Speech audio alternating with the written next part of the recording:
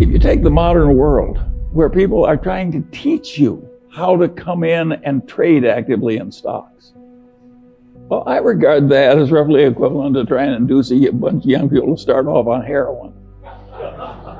It is really stupid. And when you're already rich, to make your money by encouraging people to get rich by trading. And then there are people on the TV, another wonderful place. And they say, I have this book that will teach you how to make 300% a year. And all you have to do is pay for shipping, and I will mail it to you. How likely is it that a person who had suddenly found a way to make 300% a year would be trying to sell books on the internet to you? And it's ridiculous. And yet, I've described modern commerce. And the people who do this all day think they're useful citizens.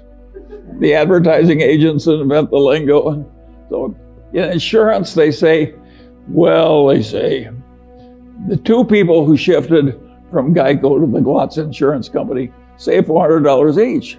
What they don't tell you is there are only two such people in the whole United States, and they were both nuts. But they mislead you on purpose.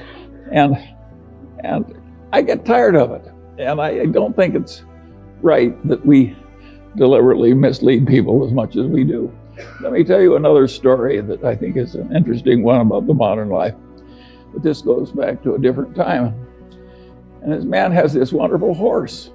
And it's just a marvelous horse. It's got an easy gait and good looking and everything. It just works wonderfully.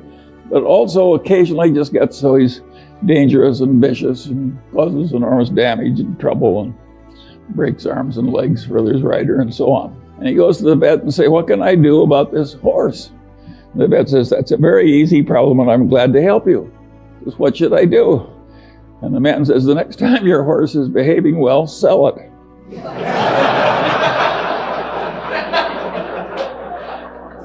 Well, think of how immoral that is. And haven't I just described what private equity has to do? When private equity has to sell something that's really troublesome, they hire an investment banker. And what does the investment banker do? He makes a projection. You can't, I have never seen such expertise in my whole life as is created in making projections in investment banking. There is no business so lousy it can't get a wonderful projection. But is that a great way to make a living, to have phony projections and use it to make money out of people you look right into the eyes of? I would say no. And by and large, Warren and I, we never tried to make money out of stupidity of our dumb buyers. We tried to make money by buying. And if we were selling horse shit, we didn't want to pretend it was a cure for arthritis. And I think it's better to go through life our way instead of theirs. I think it's always been this way. I think there's always been chicanery. Think of the carnivals, the carny operator. Think how much trickery there is in a carny operation. And people just seek out the weaknesses of their fellow man and take advantage. And you have to get wise enough so you avoid them all. And you can't avoid them if they're in your family. I have no solution to that one. But where you have a fair choice, there are just so many people that should be avoided. My father had this best friend and client, and he also had this other client who was a big blowhard.